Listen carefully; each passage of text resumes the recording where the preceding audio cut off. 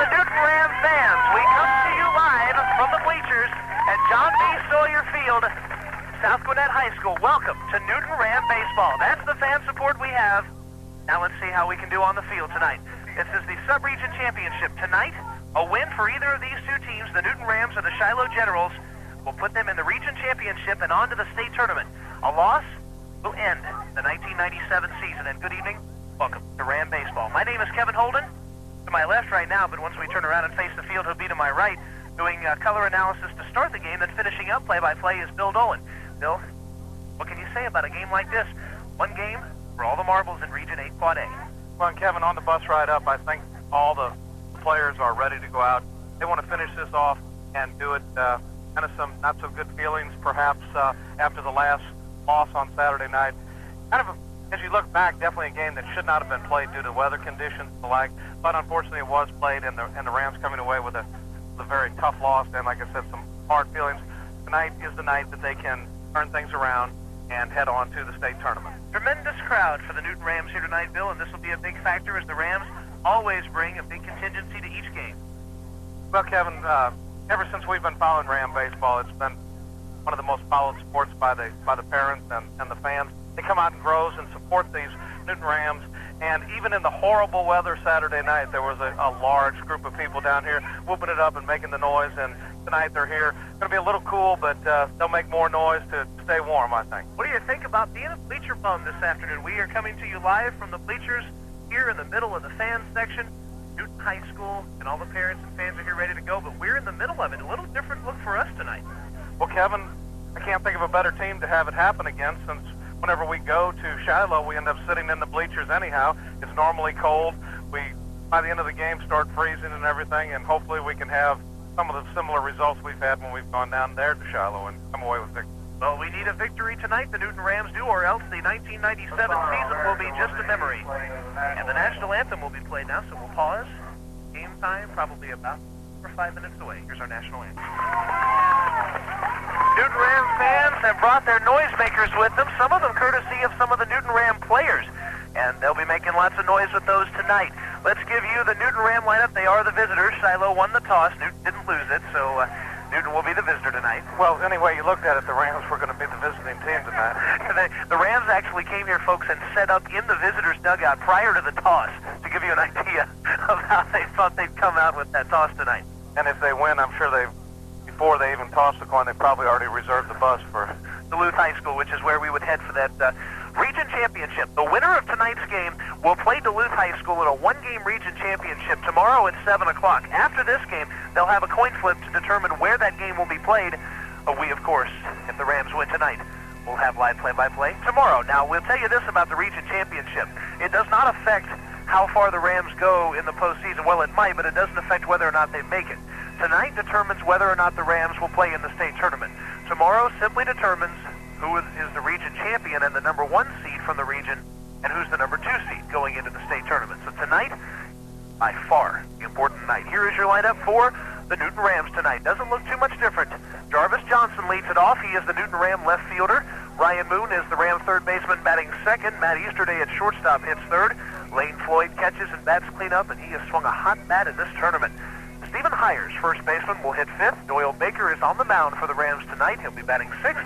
Gary Gilstrap in center field hits seventh. DH Bradley Dobbs, quickly becoming a mainstay on this team, will hit eighth. Brandon Smith rounds out the order at second base. And for the Shiloh Generals, they look this way defensively. It'll be Michael Kelly at first base. Chris Vader, no relation to Darth, at second base. Robbie Odell is the shortstop. Michael Laird at third base. Around the outfield, it'll be Eric Matheson left. William Keeler, the man who swung the hot bat Saturday, hitting 3 home runs on the day, I believe. Hitting 2 in the first game and 1 in the second game. And Shane Nash is in right field. Behind the plate, it's Chris Coker. And on the mound, Andy Mitchell, who is pretty much come to be known as their ace. Andy Mitchell, Bill, is a hard thrower. Throws a very live fastball, but as we have seen him, he has appeared to have missed a lot. In other words, with the velocity comes a little bit of lack of control. So we'll see if the Newton Rams can handle that discipline-wise tonight. I think that's going to be the key. The Rams are going to have to wait, make him throw strikes, and then when he has to come in too good, be ready to tee off on it. On the other side of the coin, Doyle Baker throwing tonight for the Rams. has to throw strikes. He has to pitch ahead in the count. Has to make them get strikes with the curveball and then work the fastball around. When he's not getting the curveball over for strikes, they can sit back on the fastball, and it could be a short night for Doyle. Hopefully we'll see 3 to 4 good innings out of him like we have seen in his last 2 starts. He's pitched excellent baseball for 4 innings. And with the chance of no tomorrow, I think you won't see Coach Brassfield leave any pitcher in very long tonight. Going to have the quick hook this evening. Want you to listen closely as the Rams come up to hit in the first inning. You're going to hear a lot of noise from the place where we're sitting, the bleachers in the Newton Rams section. They stay behind their team, especially in a game like this. The wind in the first pitch is high and outside, ball 1. Jarvis Johnson, so far, this tournament, we'll get you his stats here in just a second. We have compiled stats through 3 games in this tournament. Jarvis hitting .444. Wind and pitch, strike called around the knees, and it's 1 ball, 1 strike on the fastball. Well, as you said, around the knees, more like around the shins, but... Wind and the 1-1 offering. Jarvis swinging and missing. And a low outside pitch, it's 1-2. And see, that's what that second pitch that was called a strike did, made Jarvis go chasing a pitch that was also out of the strike zone. But once an umpire establishes where he's going to call, you have to be up there protecting the plate. Johnson has also walked 4 times in 3 games, done pretty well at getting on base. 1-2 pitch, strike 3 called. No on base for him this time. Chris Coker fires the ball into left field, well over his third baseman's head. That's some adrenaline there. Johnson down on strikes for the first out of this game. And the strike zone already looks about 10 times bigger than it did Saturday night, Kevin. We have an umpire with a much bigger strike zone. The very small strike zone Saturday night was consistent between both teams. Umpire did a nice job of that. Lots of walks as pitchers were not getting much on either corner. First pitch is on the way to Ryan Moon, and that's ball 1 up high. Moon so far is .400 in this tournament, 4 out of 10, 6 runs scored. Looks like this umpire's not going to call the high pitch, so this is a power pitcher that tends to throw high, so that could work for the Rams benefit. 1-0, again high, ball 2. What you can do if a pitcher isn't going to get the high call, you can make that pitch be down in the strike zone, so you don't have to swing and miss at those high fastballs that are so easy to see and tough. Mitchell peers in. Here comes the 2-0 offering on the way. Again high, ball 3. Ryan Moon has worked Mitchell to a 3-ball count. That's basically what we talked about at the onset, Kevin. This pitcher tends to get a little bit wild high, and the South Gwinnett hitters in that game the other day weren't laying off that. They were going up hacking at it. The old automatic on 3-0, making 3 balls and 1 strike. Ryan Moon, the consistent third baseman. He's done some pitching in this tournament. 2 different games. Matt Easterday on deck. Comes the 3-1 pitch to Moon, taken, strike 2, inside corner with the fastball. So Mitchell has battled back here, full count. Glenn George is the Shiloh head coach. Joe Brassfield, head coach of the Newton Rams. He's down the line at third. And Coach Stanley Allen down at first base. Payoff pitch to Moon. It's outside, ball 4. And the Rams have their first base runner of the evening, and the fans are into it immediately as the middle of the order steps up. Well, that was a good job by Plug on that particular at bat. That pitch kind of borderline high, but the umpire not calling the high strike, so Plug laid off it. He would have had a hard time catching up to it. This kid throws hard, but when he came up in the strike zone, Ryan knew to lay off it. He's down at first with 1 out, and the Rams with a chance. The meat in that middle of the order starts with Matt Easterday. Righty versus righty. Mitchell taking a look at first, see how he pitches from the stretch. There's a swing and a liner. Second baseman can't make the play. It's into right field. All hands safe. 2 men on here with 1 out as Easterday is aboard. Hard hit ball, Bill. Probably a base hit. I think we'll award a base hit to Matt on that play. And in fact, the scoreboard just flashed hit, so they agree. They agree with us on that. And now Lane Floyd, Newton Ram catcher, left-handed batter, who has cost South Gwinnett, cost us some baseballs in this tournament, as he's driven 3 out of the yard, 8 ribbies, and a .545 average for the tournament. Hopefully Lane can get that stroke back tonight. He appeared just a little anxious, perhaps, Saturday night, trying for the fences too much instead of just trying to hit the ball hard. High and tight, ball 1 to Floyd. Slugging average for Floyd for the tournament, 1,360. It dropped a little bit. Going into Saturday night, he was up about 1875, I think, which is just unheard of. Amazing, amazing. Mitchell steps off. Boone is at second, Easter Day at first for the Newton Rams. 1 out. We're in the top half of the first inning. This game, determine who moves on and who goes home. This Region 8 Quad A tournament.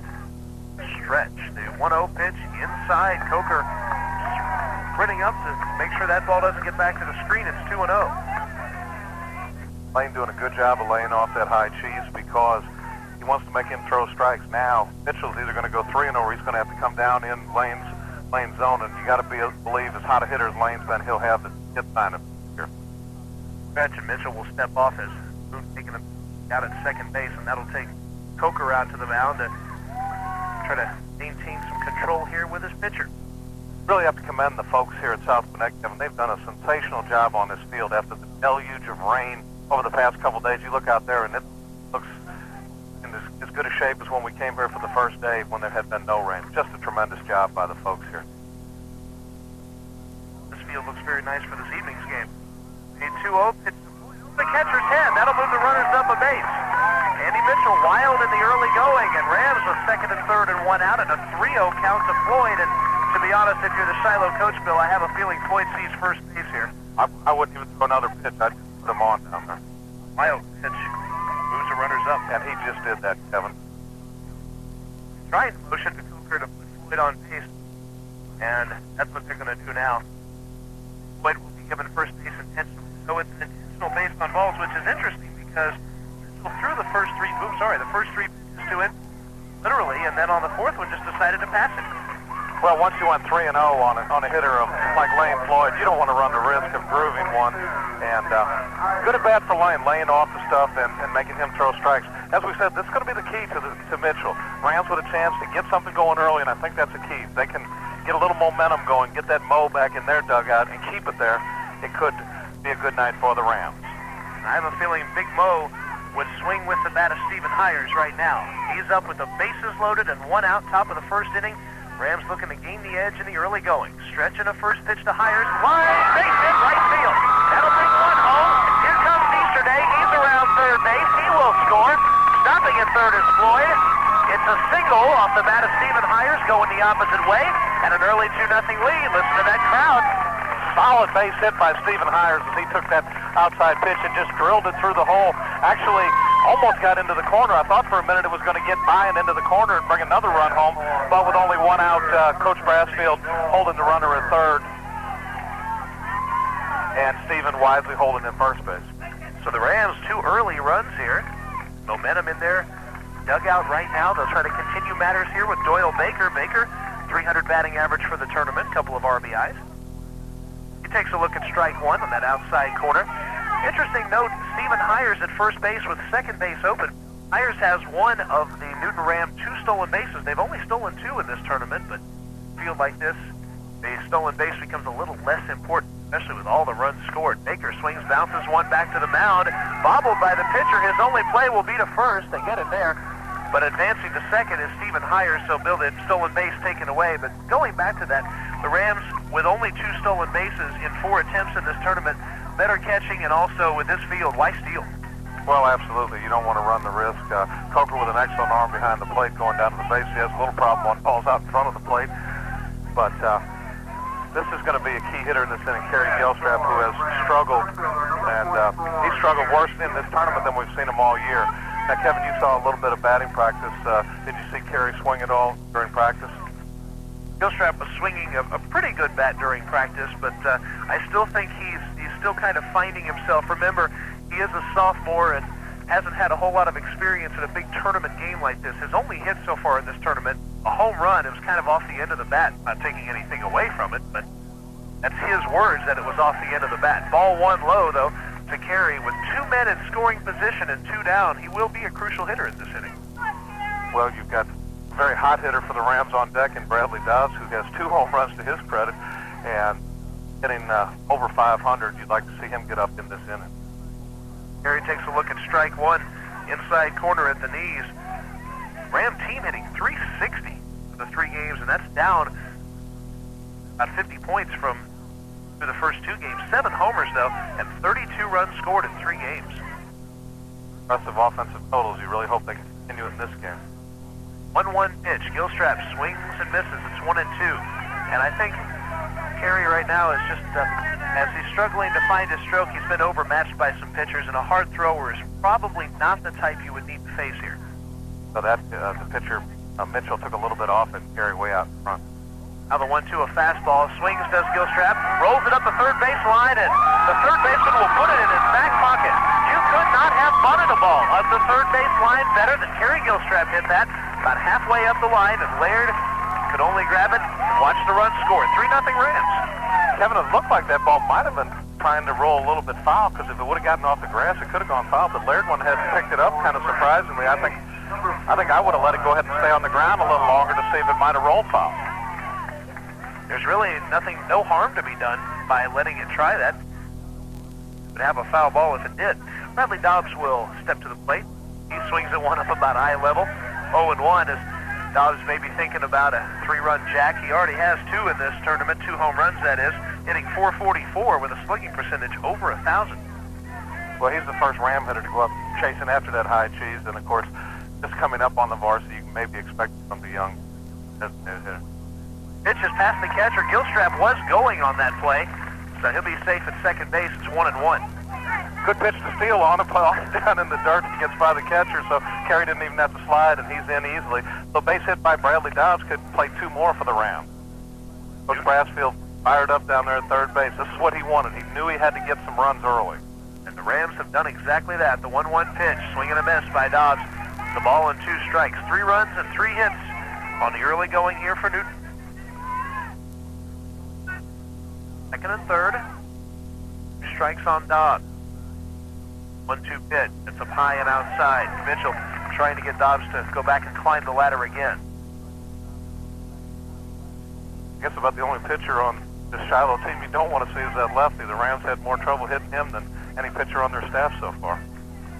2 pitch on the way. Dobbs swings and misses and will be tagged by Chris Coker for out number 3 as Dobbs chased some pitches out of the strike zone there. Shiloh will probably put that in the memory banks for the next time he comes up. However, the Newton Rams with a nice early start, 3 runs on 3 hits. No Shiloh errors, 2 men left on base. And after a half inning of play, 3-0, Rams on top. This is Ram Baseball on WGFS AM 1430. Glad you could join us for it today. Brought to you by East Metro Communications, your local source for cellular paging and 2-way radio equipment.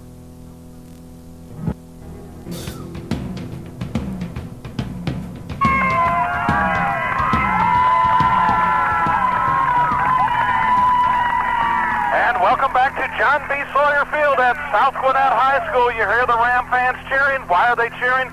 The Newton Rams with a 3 spot in the top half of the first inning. We move now to the bottom half with Doyle Baker on the mound for the Rams, and here to tell you all about it with the play-by-play, Kevin Holden. Bill Dolan, thank you very much. Bottom half of the first sends the Shiloh Generals to the plate, and this is the lineup they will send up against Baker. Shane Nash is the right fielder. He'll be leading off. Michael Laird at third base, that's second. Robbie Odell is the shortstop, hitting third. Cleanup hitter, William Geeler. That's a dangerous bat there. Eric Mathis in left field will hit 5th for the Generals tonight. Chris Vader at second base will bat 6th. Ryan Lesniak is the DH, hitting 7th. Chris Coker, number 8 batter. He's the catcher. Michael Kelly rounds it out at first. And for the Rams, Stephen Hires at first base. Brandon Smith down at second. Matt Easterday is your shortstop. Ryan Moon is the third baseman. Jarvis Johnson in left. Kerry Gilstrap in center. Ryan Lee in right. Lane Floyd behind the plate. And Doyle Baker doing a little psych job walking behind the mound on the mound for the Rams. Here is a young man who is usually very even-tempered, but not happy after Saturday night's game, and he lets fly a fastball high. Ball 1 to Shane Nash. Baker kind of emotionally the heart of this Ram team, and it's even-keel nature, but it was a lot different after that 9-8 loss, 2-0 the count. I tell you, that's as hard as I think I've ever seen Doyle throw. He is pumped up, but he needs to calm down a little bit and find the strike zone. Don't let them get right back in this ball game early. The Rams need to hold them off the board in the first inning. They would keep that momentum in their corner. Plate sets. Here's the 2-0 pitch. Outside, ball 3. So Baker quickly falling behind 3-0 on Shane Nash. Baker usually the curveball specialist, but it started off with fastballs here. Kind of surprising to see him throw nothing but fastballs. Usually Coach Brassfield calls most of the pitches for the Ram pitchers. Fastball there, and that's ball 4. A little bit low. Nash will reach. First base runner for the Generals here. First man up. Doyle just going to have to settle down a little bit. He appears to be throwing well, and that pitch was a pitch that we saw called a strike against Jarvis Johnson in the first inning, but the umpire here fails to call it for Baker. Lane's doing a good job. He's going to go out and talk to his pitcher. Ram infield's going to look for that double play. That would be a big boost for the Rams if they could go ahead and turn this to or get this first out in this inning without any damage yet. The sloppy weather Saturday, 19-8 your final. The Shiloh Generals beating the Rams in 5 innings. Some words I think may have been exchanged in that game. This is definitely, it's always been a rivalry, but it got that much bigger after Saturday night. Curveball missing low, ball 1, so Baker has not thrown a strike yet. He's been pretty close, and last couple pitches have been down low. I prefer to see Doyle miss low, not up high in the strike zone like he was on the early fastballs.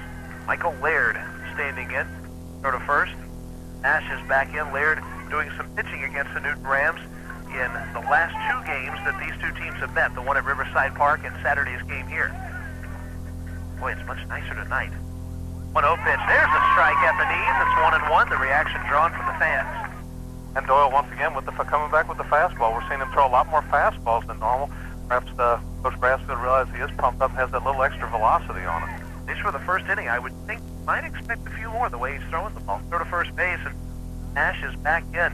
Nice to be out here outside and be able to be outside without freezing and being dumped on.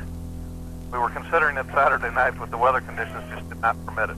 1-1 pitch, another strike, again at the knees. That looks like an off speed. It's 1-2. Excellent pitch by Doyle as he took something off. It appeared to be a little bit of a breaking ball. We don't have quite the view from here, unfortunately, so we can't really see whether it was the curveball or not. But with the speed of it, I would guess that was his curveball. A ball, 2 strikes. On deck, Robbie Odell. Baker checks first base, brings it home. Fastball outside, trying to get Laird to chase that pitch.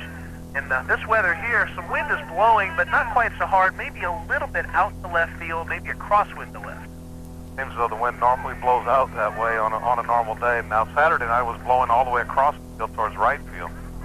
Go to first base and a runner back, and that probably is a good indication that a pretty bad storm was moving through, because it looks like most of the time the wind blows out to left here.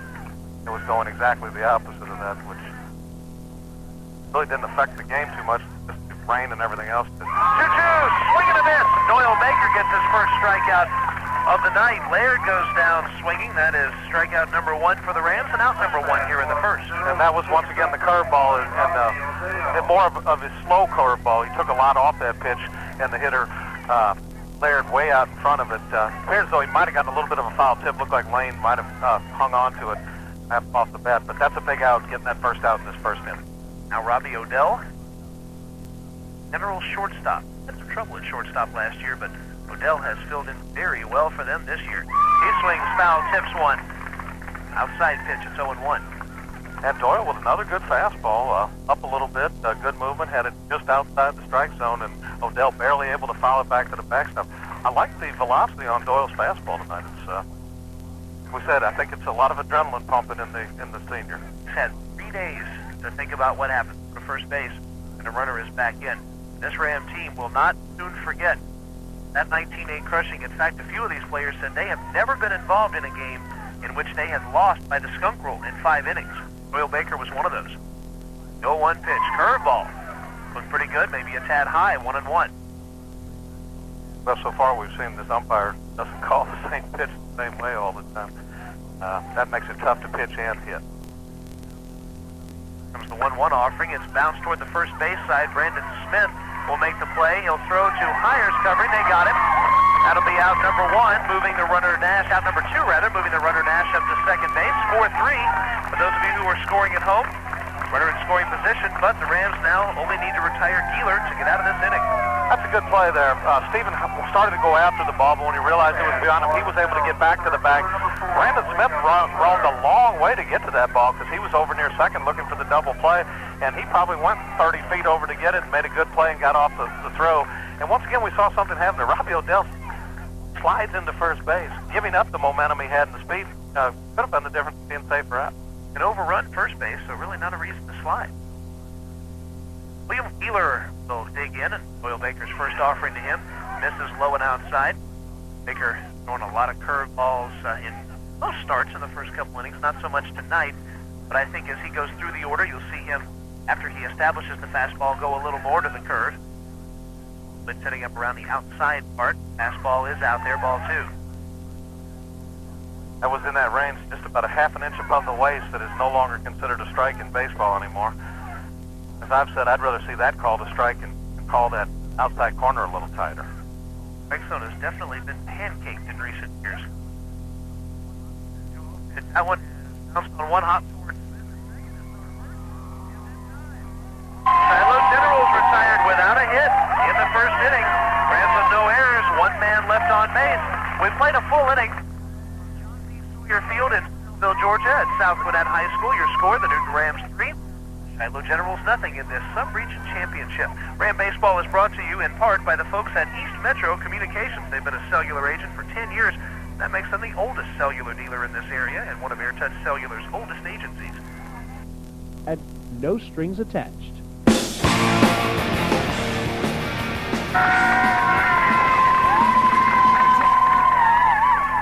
And welcome back to John B. Sawyer Field. Once again, it's the playoffs to see who will go to the state tournament. The Newton Rams with a good first inning. They scored 3 and held the Shiloh Generals scoreless. They bat here in their half of the second inning, here to try to get some more runs for you, Kevin Holden. All right, Bill Dolan, thank you very much. I'm very comfortable now. One of the folks in the bleachers has given me a lawn chair, which we've inverted and stuck backwards here onto the bleacher seat, so I'm able to lean back into the area where you would normally sit in a lawn chair. It's actually pretty comfortable, so now I can sit back and relax. How can you relax, though, on a night like this? Very difficult to relax. Everyone on edge. Rams want some more runs, and here we go. Brandon Smith will take strike 1 on the outside corner from Andy Mitchell. Smith, in this tournament so far, hitting .500, 4 out of 8 with 3 walks, 2 doubles, RBI, and a stolen base. Takes ball 1 low. It has half of the Newton Rams stolen base total in the tournament, as a matter of fact. The Rams kind of gone away from the speed game here. Shorty doing a tremendous job from the 9 spot. In fact, the Rams over the years have had great 9th place hitters, and inevitably they end up being the leadoff hitter the next year, if you think about it. Matt Easterday one year moved up to the leadoff spot, then Jarvis Johnson last year hit the 9 spot. He's the leadoff hitter this year.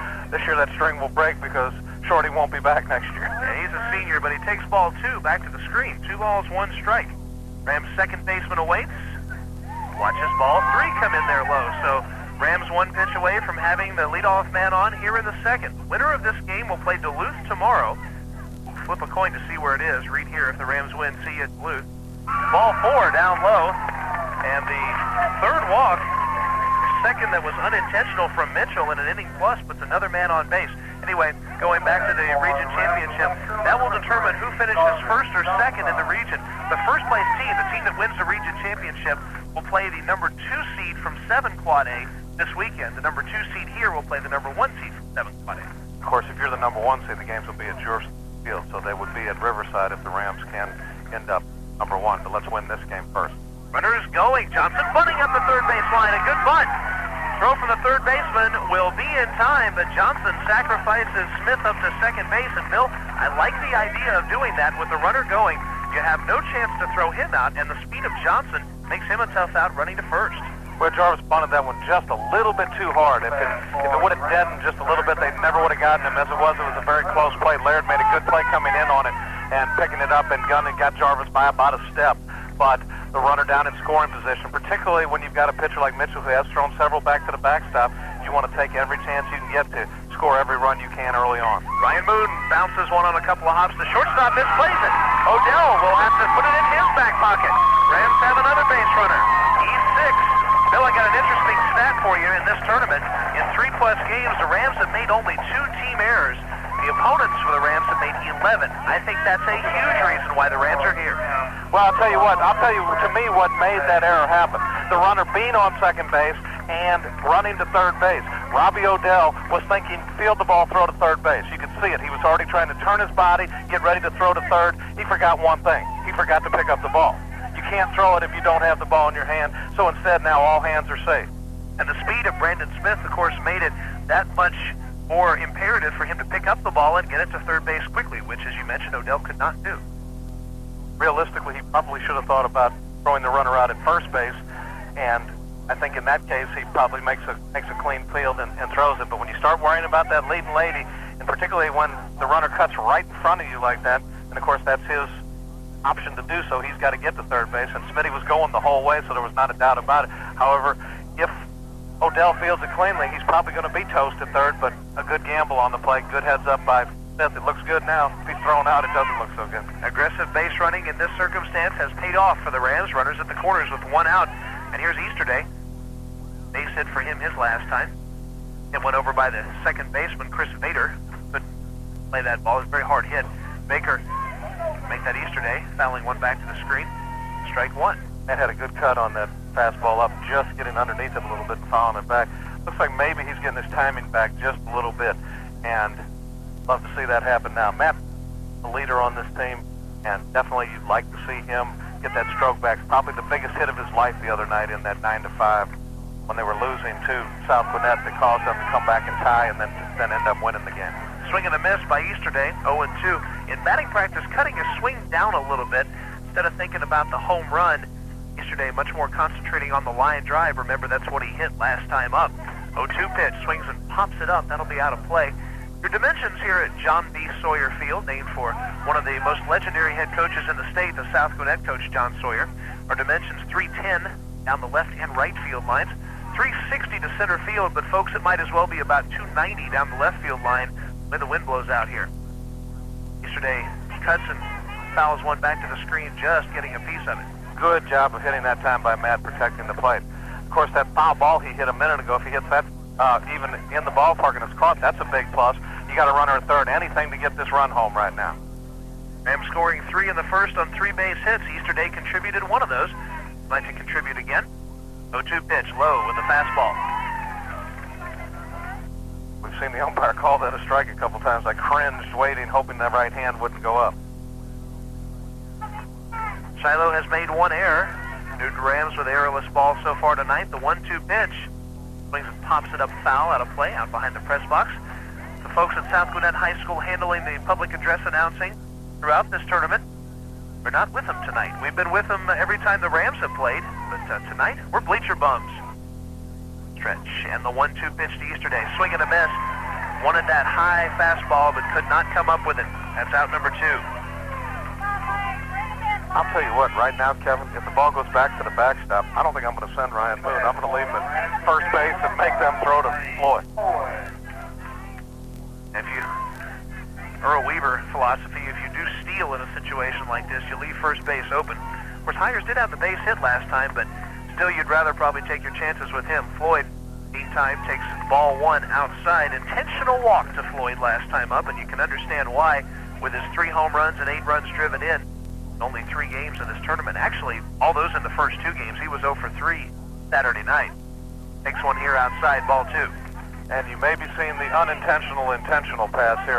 You can bet Lane Floyd isn't going to get anything right down the pipe to tee off on. And they haven't thrown him very much inside. They know he can turn very well on the pitch. 2-0. Up high, ball 3. We know that if Floyd gets an inside pitch, he could drive it deep to the South Gwinnett field house, which lies just beyond the right center field wall here. Of course, we did see Lane go the other way with what turned out to be the game-winning home run against South Gwinnett. So 3-0, ball 4, up high. Floyd rolling his eyes somewhat as he flipped the bat away. On 4 pitches, he draws the base on balls, and again, as you mentioned, Floyd will either have to cut at something out of the strike zone tonight probably, or just will be drawing those walks all night. Doing a good job as a team player, not chasing that stuff. Bases loaded now. If Steven can make them pay for that once again like he did in the first inning, they may have to start pitching to Lane. Next inning, the Hard Luck Cafe wing-ding inning. And 100 hot wings could go to some lucky winner, maybe somebody here in the stands with us this evening. Got a pretty big packed house here, and a lot of the folks that are here in the stands are also contestants in the wing-ding inning, so you might see some of that taken tonight. And making an appearance in the ball game, number 24, Mighty Mouse or Superman, Josh Millwood, to run as a courtesy runner for Lane Floyd. The fables abound about Josh Millwood. He was hit in the helmet by a bat against Tri-Cities when he was catching, and has he ever been right since? Stretch, first pitch to Hire, strike 1, inside corner with the fastball. Millwood has worn the Superman shirt under his uniform every game since then. Of course, the Rams have done pretty well, so why not continue that superstition? Steven may have had his pitch to hit there, Kevin. 0-1, takes one up high. And that first pitch, as you mentioned, Bill, right there over the plate. With the bases loaded, you have to have your aggressiveness, even with 2 outs. Understanding a walk will drive in a run, but a base hit could drive in more. Runners lead. Here's the 1-1 pitch. Again taken, again high, ball 2. It's a demoralizer if you walk in a run. Stephen Heyer is probably one of the Rams' best at taking walks. Well, especially with 2 outs. Of course, now Stephen can really dig in. He's got to be zone hitting here. He doesn't want to chase anything out of the strike. 2-1 pitch. Swings, belts one. It's off the pitcher's leg. Third baseman will pick up and throw to first. They got him at first base. Newton Rams displeased about that one. Stanley Allen protesting from the first base coaching box. Third baseman for the Shiloh Generals, Laird, picking it up and throwing the ball to first in time to retire Hires. We hope that Andy Mitchell's okay. He'll have an entire inning to shake it off, though, for the Rams. No runs, no hits, 1 Shiloh error, 3 men left on base.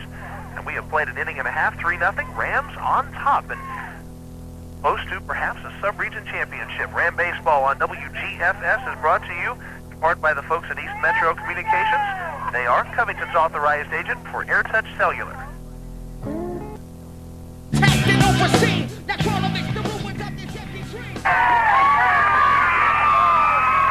Welcome back to the bleacher bums from John B. Sawyer Field, South Gwinnett. It's Newton Ram baseball. Bottom of the second inning. Here's Kevin Holden to tell you about it. Newton Ram fans cheering. How do they know how to do that? They know right on cue to do that. Swinging a high pop fly. Could be headed our way about 3 rows back. It will land just beyond the bleachers, foul. Bill, we might have had a souvenir from out here. Thought we were going to get a chance, Kevin, but a little too much on it, and it cleared the back of the bleachers. See, we don't get many chances for foul balls sitting in press boxes, so you have to take advantage when you get the chance. Didn't this time, though. It's 0-1. Strike called on the curveball, inside corner. 0-2 to Eric Mathis, followed by Chris Vader and Ryan Lesniak. Doyle retired the Generals without a run or a hit in the first. Excellent curveball once again by Doyle. When he's getting that pitch over, he is a very tough pitcher. 0-2 pitch, fastball just off the outside corner. And the hitter, Mathis, not looking for that fastball, couldn't have got around on it, but unfortunately for him, it just missed the outside corner. Lefty awaits the 1-2 pitch, line toward the second baseman Smith, another good play. Sure-handed Brandon Smith throws out Eric Mathis. He already has 3 putouts, in fact, all 3 in a row, 3 assists to the first baseman. Good job by Shorty staying down on the ball, making sure, you know, if the ball bounces up, you can block it. If you pull up and it stays down, it's what they call going through the wickets. Fortunately for the Rams, we haven't seen that happen very often.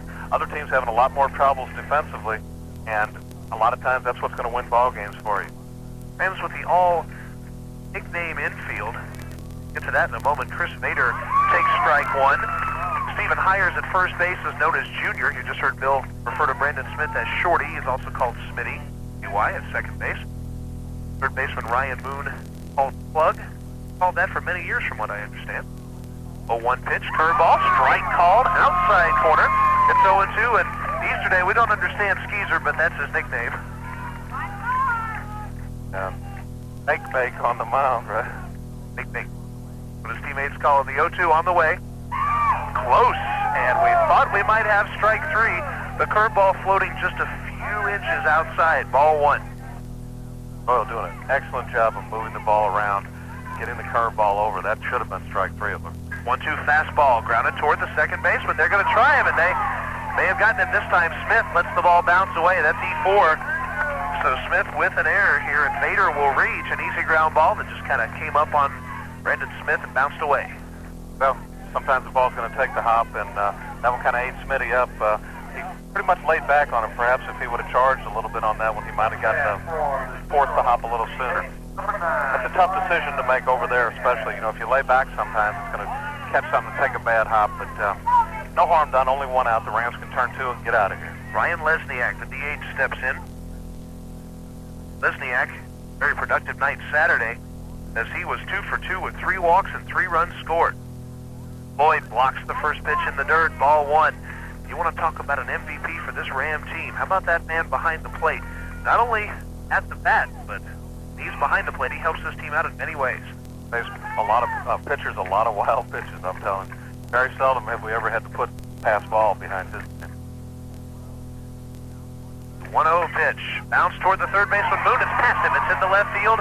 Rounding second is Vader. He will stay put. Ryan Moon, as you were mentioning, the difference between being up on the ball and down on the ball, and Moon unable to get down on it, and it took the hop that you mentioned that stays down, and it got past it. And that's going to be an error on Plug. So right after we talk so well about the Rams defensively, they immediately commit 2 errors. That matches their total for the entire tournament coming into this game, so maybe we just won't discuss that anymore. I think once again Ryan was a little too anxious to want to turn the double play and came up preparing to throw, and he forgot the ball. Chris Coker, the catcher, will step in now. Baker winds and delivers. Strike called, outside corner. Baker doing a nice job of pitching ahead of the count and throwing that first pitch for strike 1. Keeping his head in the ballgame, he's not letting the errors bother him. Came back with a good first pitch to Coker. That was a big pitch for him. 0-1 offering. Bounced back to Baker. He's going to think about second, but no, he goes to first, and that's the second out. And probably a wise idea on Baker's part. Instead of trying to rush a throw to second base and making a mental mistake, he'll go ahead and get the out, and the runners will advance. Well, I'll tell you, I don't know if you noticed it, Kevin, but just see field of the ball. His feet slipped a little bit. They almost came out from under him. So Doyle immediately set himself and said, okay, get the sure out. You don't want to put another runner on base. The Rams up by 3. The worst that can come out now is a 3-3 tie. Michael Kelly, number 9 hitter in the order. Shiloh first baseman swings and bounces one toward Easterday at short. His only play will be to first. High throw, but Hires off the bag, applies the tag, and that is out number 3. Stephen Hires, want to talk about a defensive wizard, coming off the bag and applying the tag to Michael Kelly to retire the Generals.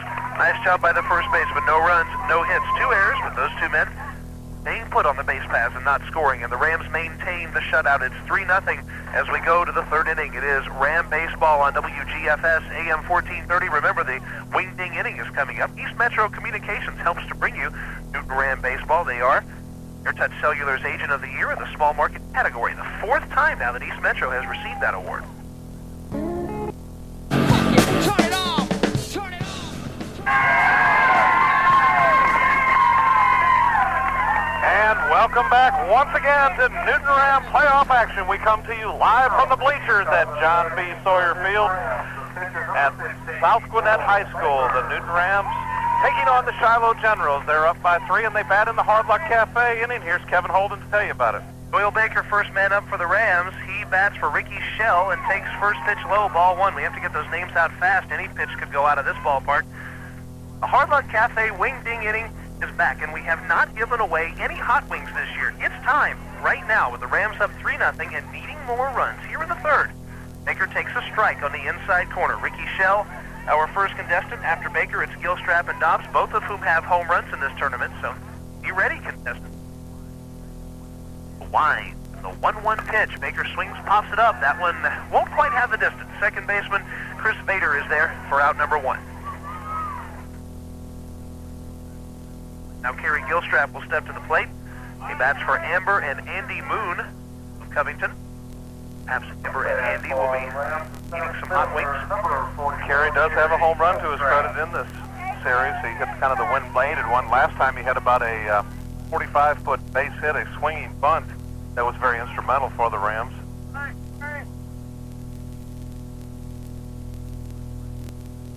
Line by Mitchell.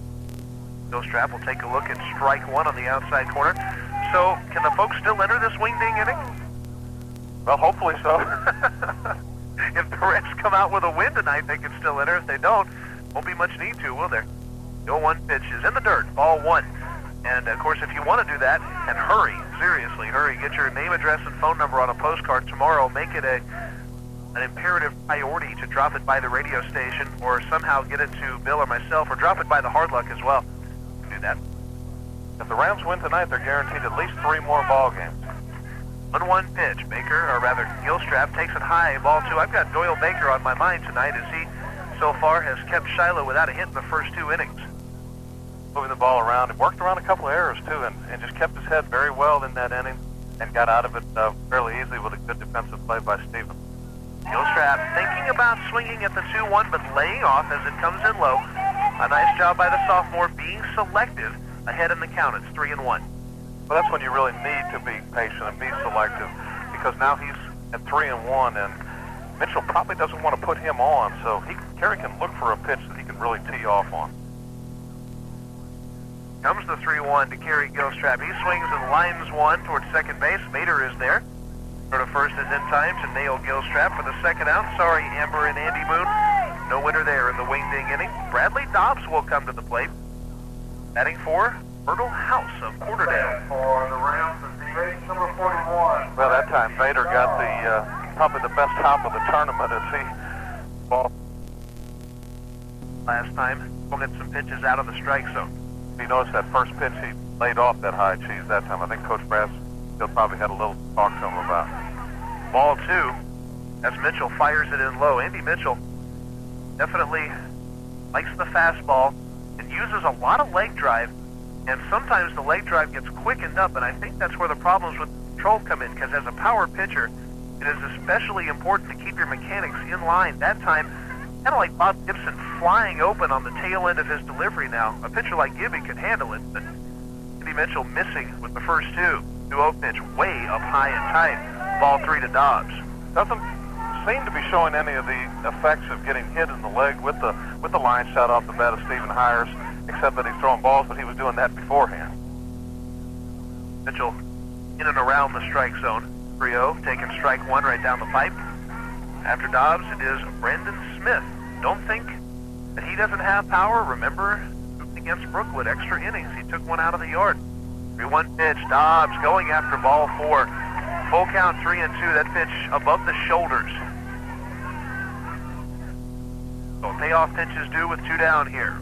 Mitchell brings it home. Dobbs swinging right back to the mound on 1 hop. Mitchell, go to first base, is there and in time, and the Rams go down 1-2-3. No winners in the wing-ding inning. Cross your fingers that we'll have one for you tomorrow. You're on WGFS. Thanks to the Hard Luck Cafe for their help throughout the year here in the wing-ding inning. No runs, no hits, no errors, no one left on base. Ram Baseball brought to you in part by East Metro Communications. They've been AirTouch Cellular's Agent of the Year several different times, and you're one of AirTouch Cellular's oldest agencies, and they've been around now for 10 years.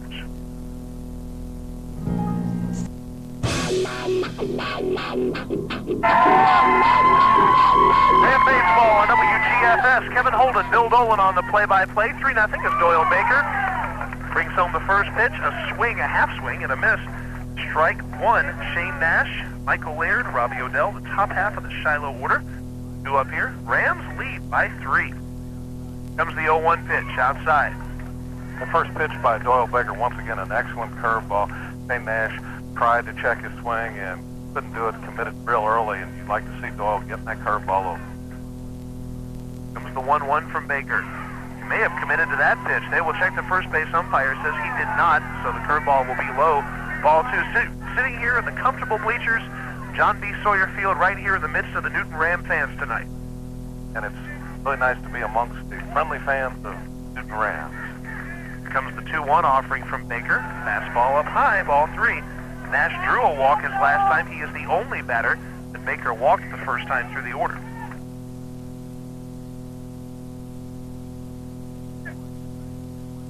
Boyd gets ready. The 3-1 pitch is popped up. This one should land out of play on the first base side over by a very packed Shiloh section. The Generals bringing a large contingency of fans of their own to this ballpark. Of course, they have a lot shorter distance travel than the Rams do. They can get here, what, in about 10 minutes, I would say, at the most. Shiloh on Highway 264, kind of halfway between here and Stone Mountain. Not a long drive for them at all. Payoff pitch is due from Baker. Here it is. Curveball, swing and a miss. Baker sends down Nash. That's his second strikeout. A good 3-2 pitch. Well, you kind of had the feeling Doyle was going to go back to the curveball because Nash was fooled so badly on the previous 2 curveballs. One of them, he checked his swing allegedly. The first one, of course, he didn't. And this time he committed and was all the way through it. And Doyle with a good job of pitching. Tough pitch, come back and throw that pitch with 3 balls. Baker's other strikeout victim steps in now, Michael Laird. First pitch to him is low. Duluth winning their end of the 8 Quad A tournament, so whoever wins here will play Duluth tomorrow. The Region Championship. Off-speed pitch, missing low, ball 2. Shiloh up there taking now early in counts. They were a little aggressive early on swinging the pitches. Bo has been right around that strike zone, though, so he throws the strikes and gets ahead. He puts them in the hole early. Another pitch up high. That looked like a fastball. 3 balls, no strikes to Michael Laird with Odell and Keeler on deck. Keeler, of course, with power. Going to face him in the 4th. 3-0 pitch right down the pipe. The old automatic, 3-1.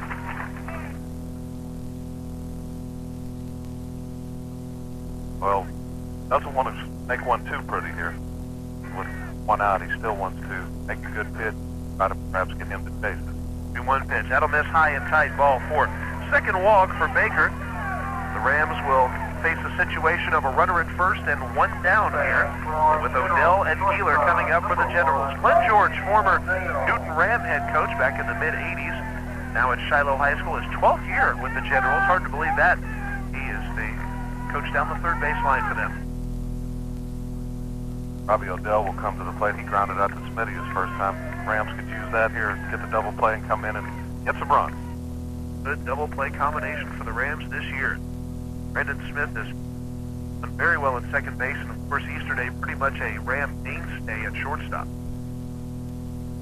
Comes the first pitch on the way, curveball, blowing outside, ball 1. Now, Bill, to induce that double play ground ball, what kind of pitches do you throw here to Robbie Odell? Well, that was the type of pitch you want, that curveball breaking down on the way. That's why Brandon Smith has gotten so many chances on the ground. They're hitting that ball that way, and that would be the pitch you'd want to throw again. Strike called as Baker fires one in right at the bit of Leighton Floyd, who looks over to Joe Brassfield for the next sign. That curveball here is coming up. For the first base, and Laird will be back in. Sun setting off down the first baseline. Beautiful early evening here.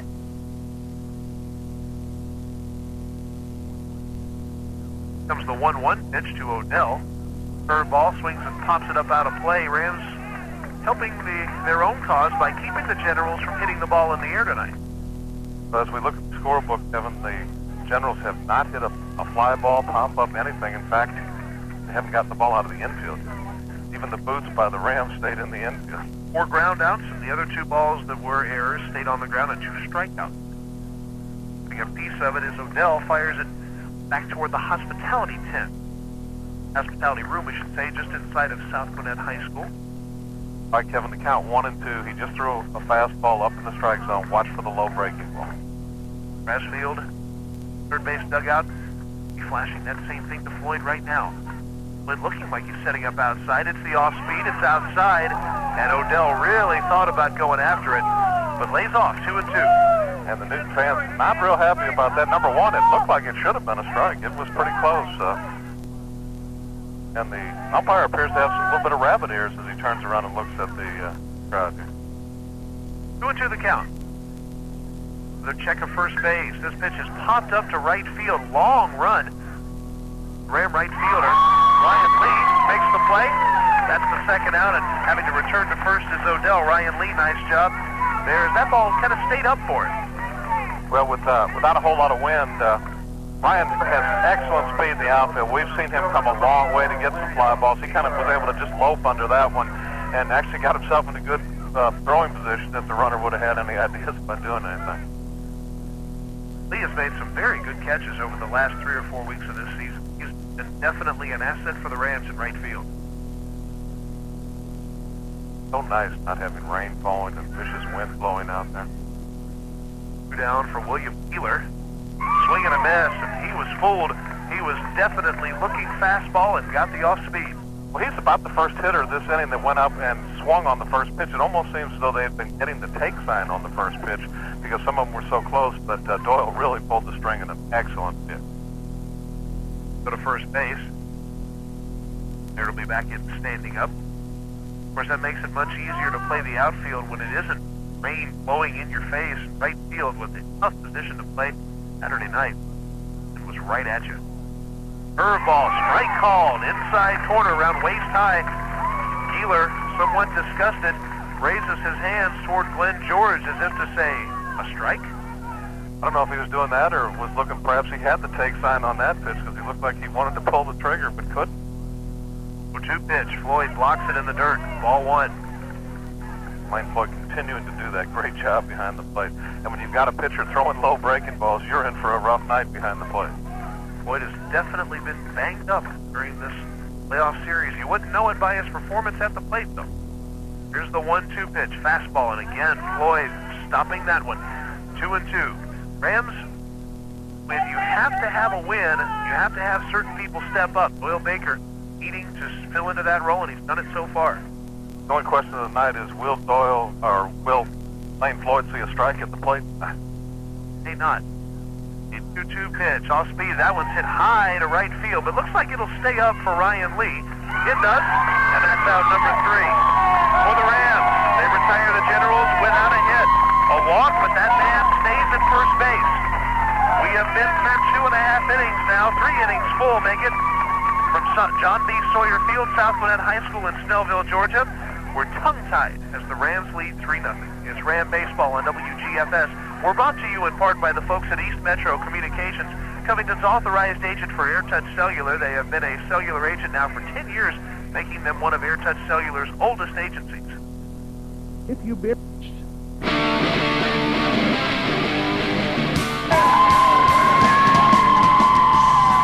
And welcome back to a noisy bleachers from John B. Sawyer Field at South Gwinnett High School. The Rams bat in the top of the 4th inning. Here with the play-by-play and to tell you how they're doing, Kevin Holden. Well, Bill, the Rams are doing pretty well so far tonight. Through the first 3 innings, they have a 3-run lead. They have 3 hits, which is exactly 3 more than the Shiloh Generals have. We'll keep it at that. Brandon Smith is the first man up for the Rams here in the 4th. He'll be followed by the top of the order, Jarvis Johnson, and then Ryan Moon. First pitch, Smith taking a strike on the outside corner. Andy Mitchell out there. He's given up 3 hits, but the defense behind him, the 2 errors by the Generals, also up there on the scoreboard. Swing and a miss by Smith. It's 0-2. Actually, the Generals only have the 1 error, Kevin. The Rams have made the 2 errors. Which is pretty good because Shiloh without a run so far tonight, and we'd rather see the one next to that column. The Rams will take the 2 errors, but they can have the 3 runs. Smith takes the ball high, ball 1. Well, Doyle with a great job of pitching around those errors, no harm done. Outside with the fastball, it's ball 2. Smith walked his first time, was stranded at third base. Rams did lead the bases loaded. They've left 5 through the first 3 innings. All of those innings number 1 and 2. 2-2 pitch, swing and a miss. He gets away from Coker. See how that throw is to first base. It's on the line this time. Strikeout and 2-3, the put out, first out. Kind of unusual to see Shorty chase a pitch definitely down in the dirt like that. He's shown such a good eye lately and had such a good amount of walks. Perhaps just a little anxious up there, wanting to do a little more and force the issue, and chased what should have been a ball. Now Jarvis Johnson. Johnson, one of the few Rams who struggled here in his last several at-bats. He's 0 for 2. Lines 1 foul right behind us, 0-1. Johnson now in this tournament is 4 for 11. That's a 364 clip. Well, actually, his second at-bat was the sacrifice. Wasn't Jarvis the one that bunted him over, Kevin? Johnson takes strike 2. He sacrificed Brandon Smith over his second time. The first time had kind of a rough at-bat with some bad called strikes. Swing and a miss by Johnson, strike number 3. 4th strikeout by Mitchell, 2 down. Suddenly the Rams have kind of gotten away from that disciplined hitting. They're chasing some pitches that aren't strikes, and they're playing right into the hands of Andy Mitchell. More undisciplined in this inning has led to those 2 strikeouts. Here's Moon, who was disciplined enough to draw a base on balls his first time. An error by the shortstop allowed him to reach last time. Takes the ball low. Rams have to lay off the pitches that are outside the strike zone and force Mitchell to throw good pitches or walk them. Here's the 1-0 pitch. Low ball 2 with the fastball. I think the home plate umpire came up as if he was about to motion for a strike, but that pitch definitely well out of the strike zone low. And the right-hander deal outside. So Moon in the driver's seat here, 3-0. And that pitch missed by plenty. It wasn't even close. In fact, you saw the catcher Coker almost lunging out to keep it from getting by him. It may reach for the third time in 4 innings, and he does as he takes ball 4 high and tight. And for the strikeouts, 4 of them that Mitchell has done to the Rams, he has also walked 5. So Rams have taken advantage and been patient. Andy Mitchell's had a problem keeping his shirt tucked in. They just had to call time for him to tuck it back in again. But just as we talked, Ryan Moon laying off the early pitches in the count, and Mitchell unable to throw strikes, so the Rams with a 2-out chance. Easterday is 1 for 2. He thought about swinging at the first pitch, which was low, ball 1. They checked the first base umpire, who says he did not go around. Easterday a single and a run scored in the first, a strikeout in the second, as he was cutting down his swing, but still undisciplined up there. See what he does with the 1-0 offering, and it's a fastball up high. Right now he's thrown 6 consecutive balls, so basically I may even, as good a hitter as Ned Easterday is, make him take until he draws a strike. Takes his lead away. Here comes the 2-0 pitch to Easterday, and there is the strike, and he was taking all the way, 2-1. I bet he'll be swinging away now if it's in that area. I believe he did have the take sign, or either that on his own decided he was going to make him throw a strike. You need to do that when a pitcher develops some wild. 1 pitch. That one called a strike on the inside part at the knees, 2-2, something that drew a little bit of commotion for the Ram fans. Looked perhaps a little low and a little inside, but the umpire has been calling some of those strikes. Runner going, and Easterday swing and a miss, so it will not matter as Andy Mitchell strikes out the side, and Moon and Easterday can return to the dugout for the Rams. No runs in the inning, no hits, no errors, a walk, but that man left at first base. Bill Dolan brings you play-by-play action as we head for the bottom half of inning number 4 with your score, the Rams on top, 3-0. Ram baseball on WGFS AM 1430, brought to you by East Metro Communications, Covington's authorized agent for AirTouch Cellular.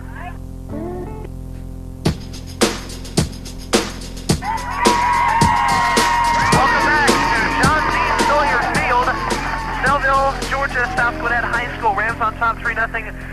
We turn the game over to the right-hander, Bill Dolan, with a 3-0 lead. Let's hope you can hold this here and get the Rams a sub-region championship.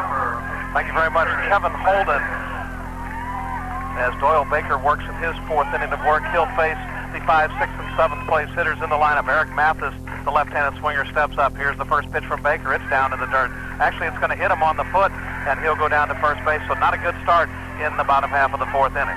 Mathis, a left-handed batter who kind of strides in toward home plate, and I think that helped him there. He didn't make really much of an attempt to get out of the way of that pitch at all. He got hit to start the inning, not the way the Rams would like to start it, but not much Baker could do. Almost appeared as though he stepped into it, almost taking one for the team, and on a breaking ball, that's not a bad thing. They need runners. That'll bring Chris Vader, the second baseman, to the plate. He reached on an error back in his first at bat. He'll take a strike called from Baker, a fastball that paints the inside corner. Doyle Baker coming out throwing strikes. It's going to be important to keeping his Generals off the scoreboard. Looks like we may be in for a tight, close one. Baker throw over to first base. Back quickly in time is Eric Mathis standing. Vader, the second baseman for the Generals, reached on an error by his counterpart back in the second inning. Here's the 0-1 breaking ball. There's a shot. Might be 2. Easterday to Smith, and he boots it. And Matt rushing it, thinking in terms of 2. As he went to throw it, dropped the ball, so that'll be an error on Easterday, and Vader will reach, and that's the first 2 on with nobody out here in the bottom of the 4th inning. And if you're going to hit the ball on the ground, your infielders are going to have to make the play. That's the 3rd error made by a Newton Ram infielder so far, and we're only in the 4th inning here. Easterday's first error, but once again, as you were mentioning before, Bill, I think he probably was looking at second maybe before he had that ball as it slipped out of the mitt. That's going to bring Ryan Lesniak, the designated hitter, to the plate. Lesniak also reached on an error by Ryan Moon, the third baseman. 2 runners on. Baker brings the first one to Lesniak, and it's down in the dirt on a breaking ball, and a good stop by Floyd to keep the runners at bay. It may sound like a repeating record, but Lane Floyd's so valuable to this Ram team, blocking so many pitches. With another catcher, an inferior catcher, we might see 2 runners in scoring position that fast. Baker checks the runners. Here's the 1-0, and it's upstairs for a ball, 2-0. The hit by pitch, the reach on an error. Now Doyle's behind in the count. This inning not starting out the way Coach Brassfield and the Rams wanted it to. Doyle needs to bear down and throw a strike here. Doesn't want to go to 3-0. Next the runners, then will step off. Mathis, the runner in second. He reached on. He was hit by a pitch, and runner at first, Vader, reached on an error by Matt East. 2-0 the count. Here's the pitch. Just a little bit high, I'm guessing, Kevin, and that's called 3-0, and the Rams and Doyle Baker suddenly in trouble. Right now on a 3-0 pitch, a dangerous state of affairs here. If you let one go that's a little too fat, Ryan Lesniak could make this a tie ball game very fast. Joe Brassfield wasting absolutely no time. He wants to talk to Baker. Bill, you and I pointed out actually to Coach Brassfield about Baker's effectiveness, which happens and seems to happen through about the first 4 innings of the game. Now, Baker has kept the pitches pretty much to a minimum, but the night is getting somewhat colder, and I have a feeling Brassfield is just making sure Baker's okay, telling him to throw strikes. Well, actually, Doyle shouldn't be in this kind of trouble in this inning. The error really kind of hurt, putting him in the bind, and then falling behind this hitter. So basically, and the first hitter, like we talked about, didn't really do much of a job of trying to get out of the way. I think the Rams could have had an argument for not trying to avoid the pitch. You rarely see that called, but he actually appeared to stride into it instead of away from it. Lloyd now will go out and say something to Baker. Ryan Lesniak, the designated hitter for the Shiloh General. We do see him sometimes come in and play third when Michael Laird, the third baseman, comes in and pitch. 3-0 the count. Baker gets his sign from Floyd. Checks the runners. Here's the pitch. Strike called as he catches the outside corner, and Mr. Lesniak just made kind of a critical mistake, I think, Kevin. After the pitch was already called a strike, he started strolling to first base. What was odd about that is, as you mentioned, it was after the call, and Lesniak stepped over the plate. I don't know if that was a motion to the umpire to say he had to go that far to hit the pitch, but he'll need to be careful here. Here's the 3-1. Breaking ball, strike 2 called, and that may have gone to Doyle's benefit that Lesniak pulled that just a moment ago. That pitch was a good pitch from Baker, but of course, close pitches have been called balls so far in various situations tonight, so you're right, Baker may have been the beneficiary. And we've got the count full now, and Doyle will step off, and Lesniak will step out. The suspense mounts. The count has gone to full after Bake fell behind 3-0. Big pitch in the ball game right now for the Rams. Ram infield looking for the double play. Baker has his sign, checks and fires, and there's a ground ball hit to Smitty out at second. Over to second for 1, and that's all they'll get as the runner is forced down at second base, and the runner Vader going hard into Matt Easterday. He tripped up Easterday, and they both looked at one another for just a moment. And, of course, from here we're not 100% sure, but I wonder if something wasn't said between Chris Vader and Matt Easterday. Of course, Vader, as second baseman, knows about tough baseball. He's been taken out a few times himself, I'm sure. And Easterday kind of hobbling around, checking his legs out there. That may be the beginning of some things between these two teams, maybe some bad blood here. Well, Vader needs to remember he's going to be covering the bag himself, like you said, Kevin, and no telling. Chris Coker, the catcher, will hit now with 1 out. Ram infield still looking for the double play. Coker grounded back to Doyle Baker, his first at bat. Baker will check and fire. Curveball and a beauty for a strike called as he catches the inside corner at the knees. It's a good first pitch curveball there. A little less motion on it, but the ball coming down as it's approaching home plate and kind of feeling just a little bit away, but as you mentioned, caught that corner. Strike. Baker will step off. Now Plug's going to come in and talk to Doyle about something. Doyle Baker, pumped up as I think I've ever seen him. As Plug went to go away, smacked him in the side of the head. Baker a leader. I think if he ever wanted to pitch a great game, this is it. And they're going to fake it, and I guess Moon told him to do the fake to third and look over to first, and for the 407,963rd out of 66 tries, it's unsuccessful. 0-1 the count. Baker brings it home. Runner goes, bunt, and it's going to be over the press box, and it was a bunt. The bunt and run was on, and I couldn't tell if the runner from third broke. I was more watching that, and suddenly now Coker in the hole at 0-2. So a big break for the Rams. It's amazing you could bunt a ball that far back. That's well behind the press box there on the bunt. So Baker hopefully can take advantage of that. Of course, you got a couple of different options here. You got the double play crown ball. Of course, the strikeout would also be very nice here. 0-2 the count. Here's the pitch. Strike three as he catches Coker looking with the curveball. Coker was thinking, I think there, Bill, a pitch around the knees, maybe inside part, like the first curveball. Doyle turned that ball over and rode it away from the right-hander and down, and by doing so, just caught the corner. And again, a big break, and the pumped-up leader of this Ram team, one of the big leaders of this team, Doyle Baker, middle of the diamond right now, is a man that the Rams are looking to provide that leadership. That strike shows that he is definitely in the zone so far. What a pitch on 0-2, and Coker didn't know what to do with it, could not pull the trigger. That'll bring Michael Kelly, the ninth place hitter and the first baseman, to the dish. Here's the pitch from Doyle. Down low, and another great stop by Lane Floyd, keeping the runners at bay. This one saves a run, Bill, as there's a runner at third, Eric Mathis, who could have come across some speed there.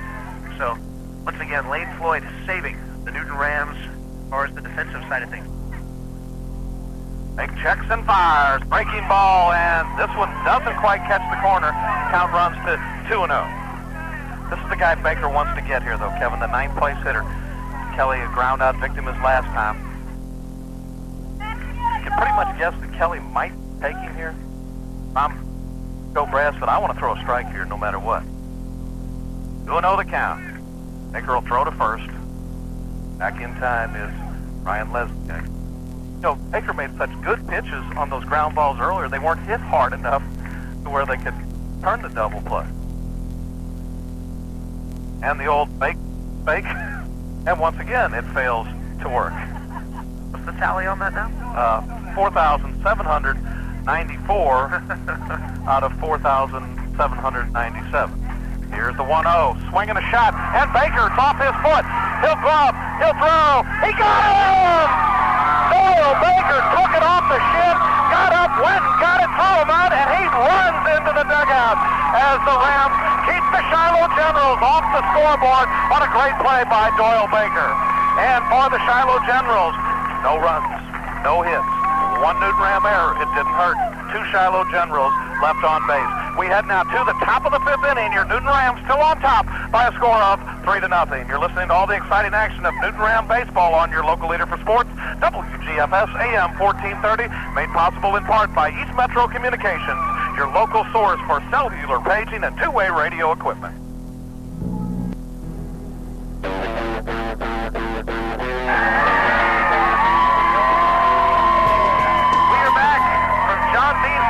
Listen to that Newton Rams crowd into the ball game. It's 3-0 your score as the Newton Rams try to extend the lead with your play-by-play, Bill Dolan. Thank you very much, Kevin Holden. It's the top of the fifth inning. It'll be Lane Floyd to lead it off for the Rams. He'll be followed by Stephen Hires and then Doyle Baker. And Doyle Baker pitching his heart out there today. And that last play, so indicative of Doyle's drive and desire. He's nailed in the leg. The ball bounces probably 15 feet away from him. He gets over, gets it, makes a perfect toss to Junior, and then ran in, pumped up, pumping the fist. The Rams are fired up. You need some more runs, though. Let's get them right here, Kevin. The fact that Baker ran back into that dugout, Bill, shows that he was showing everyone that he was okay. And that's very important for the Rams as Baker has pitched 4 tremendous innings. Of course, we'll have to see how the fifth holds out for him. It's been kind of tough for him. First of all, Lane Floyd and the Rams see if they can extend the lead here. Lane Floyd looks for his first strike of the night, and he gets it. He'll swing and miss. Had a good fastball down and away. Lane a little anxious, having seen 8 consecutive balls. Finally got a pitch to swing at and came away empty. Down in the count now, 0-1. Mitchell brings the next one to Lane. Down low, and that'll be a ball. They are not going to get the ball up in the zone to Lane Floyd. Lane Floyd, a tremendous hitter, and one of Lane Floyd's relatives, Miss Mateel Floyd, listening in from Porterdale. Glad that Miss Mateel listening to Ram baseball. Says she never misses a game. Floyd chases the high cheese this time as he has visions of parking another one, and he'll fall behind in the count at 1 ball and 2 strikes. Wanted to hit Miss Mateel a home run there, but came up a little short. Working quickly. Here's the pitch from Mitchell. That's going to be down low, 2-2. A little more discipline that time by Lane as he laid off the low outside pitch. That pitch he swung at probably up in his eyes as he had visions of. And another one for the Rams. Here's the 2-2 from Mitchell.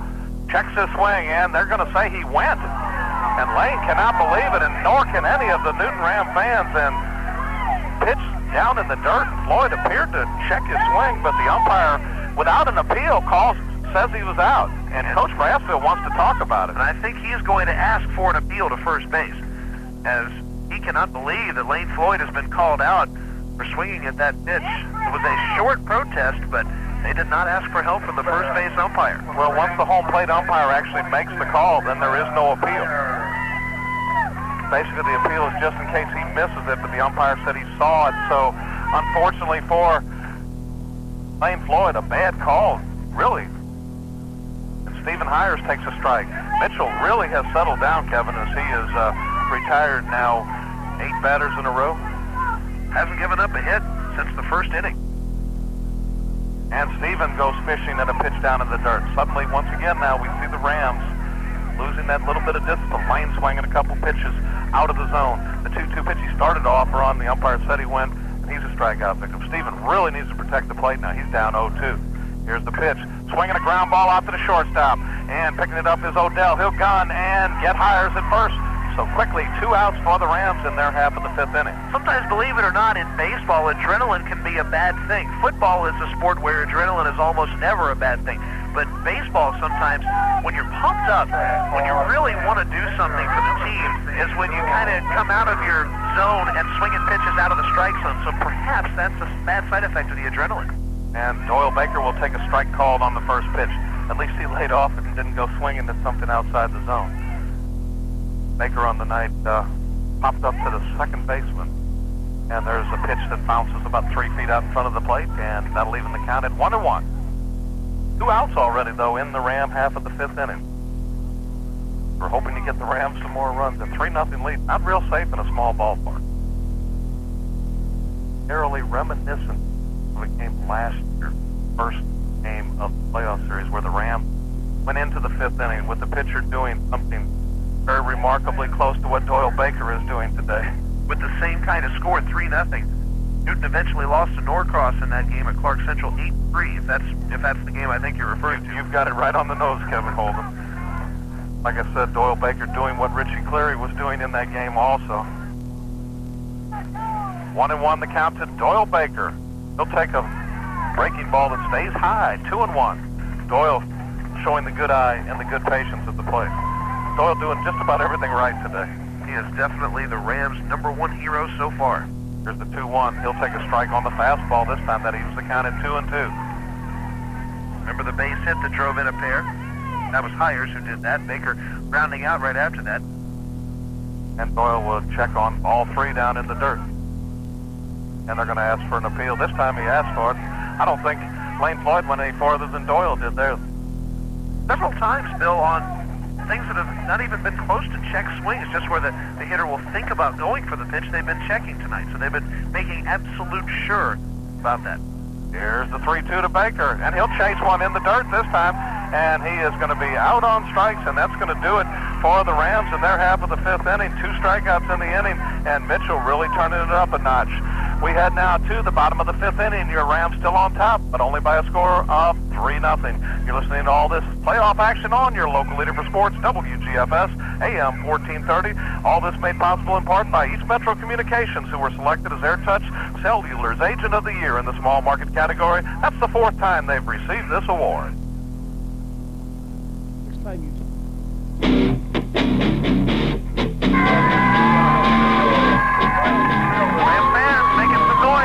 Bums are back from John B. Sawyer Field in Snellville, Georgia, the Region 8 Quad A tournament.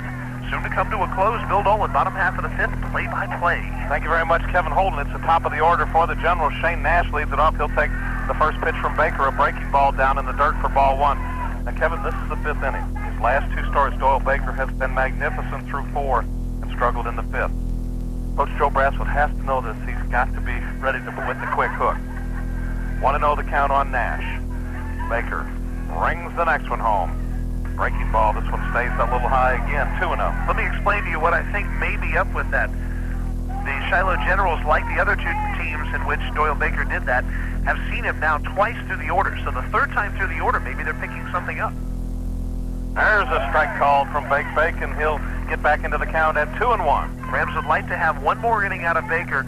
They could turn the game over to Jeremy Johnson if they wanted to after that. 2-1 the count to Nash. Baker wheels and deals.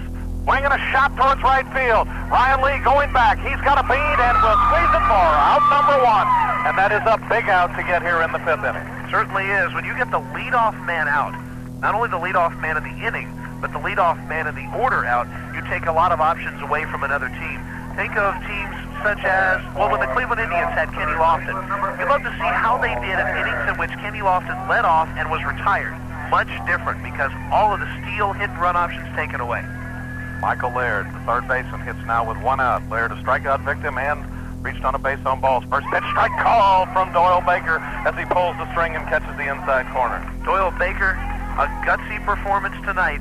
It has been all guts for him, and he has been a fine pitcher for the Rams this evening.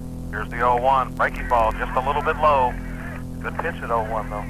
Reminded me a little bit of in 1994, Cale Curtis, the gutsy performance against Wheeler. In fact, did they not wear the same jersey, number 15? I believe you're right, Kevin. Strike called as Doyle paints the outside corner with the heater. He's ahead in the count now. 1 ball and 2 strikes. He's working inside. He's working outside. He's working up. He's working down. He's ready to work again. Here's the 1-2. Swinging a shot. Moon boots it, picks it up. Long throw across the diamond. Got him! That's out number 2.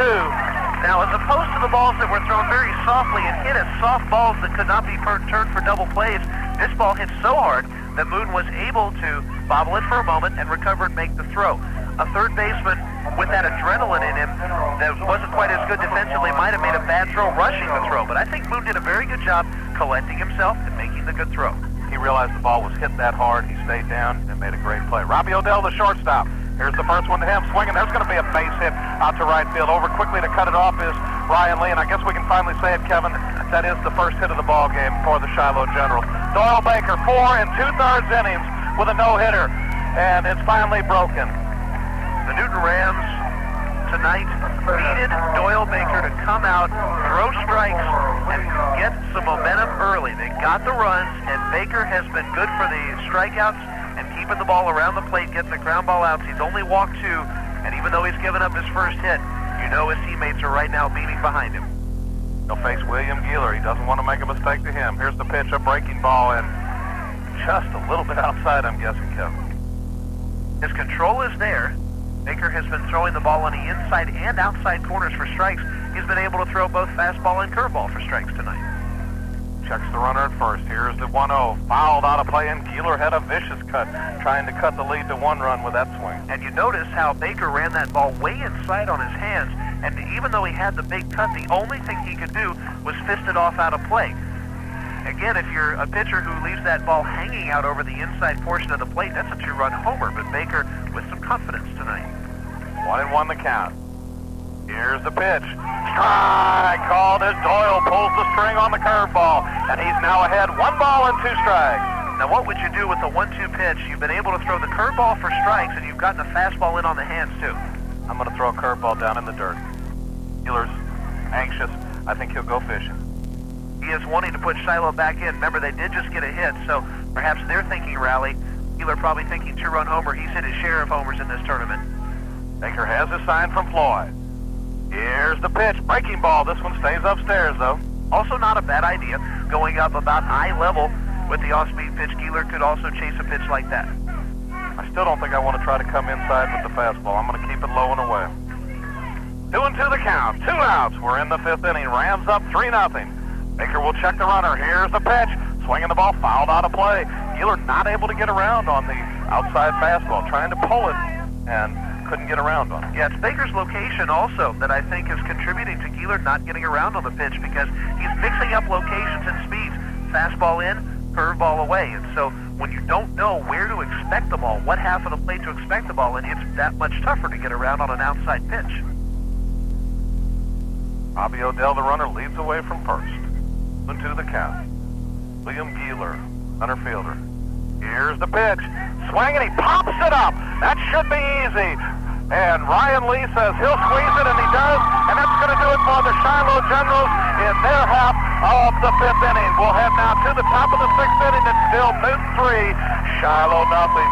And guess where you're listening to all this at? WGFS AM 1430, made possible in part by the fine folks at East Metro Communications, your local source for cellular paging and two-way radio equipment.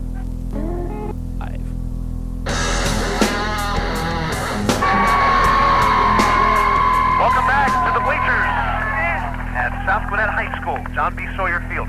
Newton Ram baseball on WGFS AM 1430.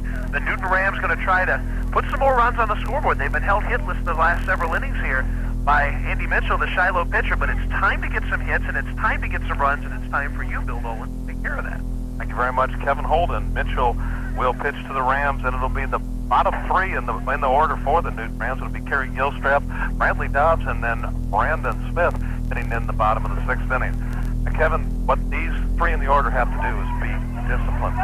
Make Mitchell throw strikes. Don't help him out, because he's throwing well enough that he's tough enough to hit. If the ball's not in the strike zone, stay off it. Make him throw you the strike.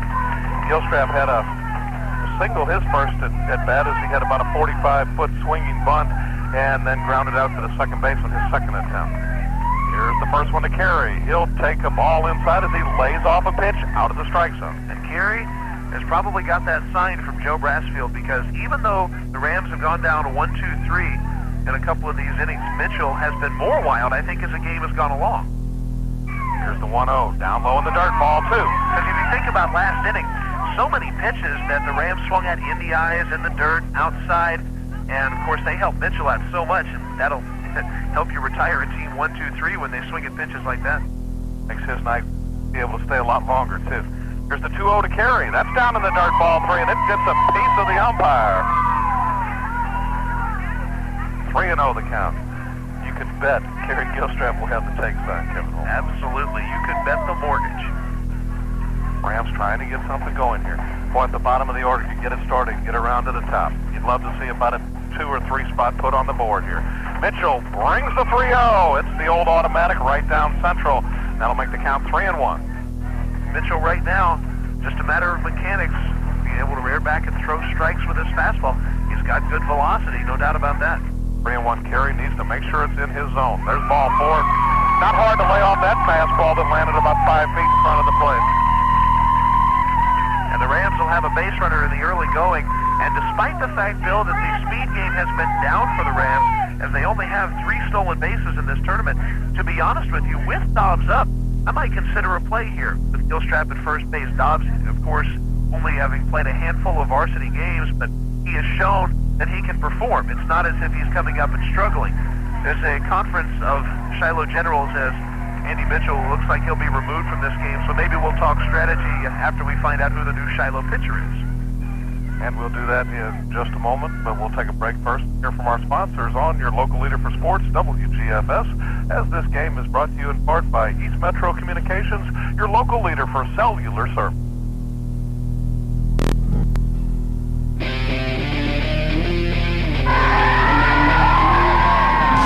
Rams have knocked Shiloh ace Andy Mitchell out of the game. Michael Laird is now in the game for the Generals of Shiloh High School. Newton Ram play-by-play on WGFS. Bill Dolan gives us the details. Thank you very much, Kevin Holt. Michael Laird comes in from third base, and he has done a lot of pitching. He's appeared probably in every game the Generals have played, except their first game against South Gwinnett, where the Mitchell went the distance in that game, I believe. But Laird faces Bradley Dobbs here, and the bunt is on, and it's going to be a foul ball. And it was a good bunt for a minute, but at the last second it kind of spun foul, and Coker jumped on it and kept it foul. Gilstrap was off to the races, easily would have made it down to second, and Dobbs with a good jump out of the box, and we've seen what Coker can do on occasion. So not a bad idea. Wasn't that close to the plate, make him make the throw. Exactly, and if Bradley Dobbs misses that ball, Gilstrap with good speed headed down to second base, so all around not a bad play, just kind of spun a little weird, spun foul. 0-1 the count. Laird will step off and throw over to first. Kind of a really odd move over to first. A step off for a right-hander and then turning and throwing to first. You mentioned the spin of Dobbs' bunt. I think the spin was a good spin, except it came back toward third base foul territory. It was a close play at first base. Another step off and throw over there, and this is a lot better move. So Carey's seen his better move now. He still has a good lead. He's not going. The bunt is on, and Dobbs will miss this one. Gilstrap not running full tilt this time, as he kind of was looking back to make sure if it was bunted or not, and Bradley Dobbs fails to sacrifice, and hopefully that won't come back to hurt the Rams. I think Dobbs hurt himself there going after a pitch low, which may have been ball one if he had laid off of that. Of course, you do have to protect the runner, so it's a much different circumstance in a bunt and run kind of situation. That is one part where you hurt yourself.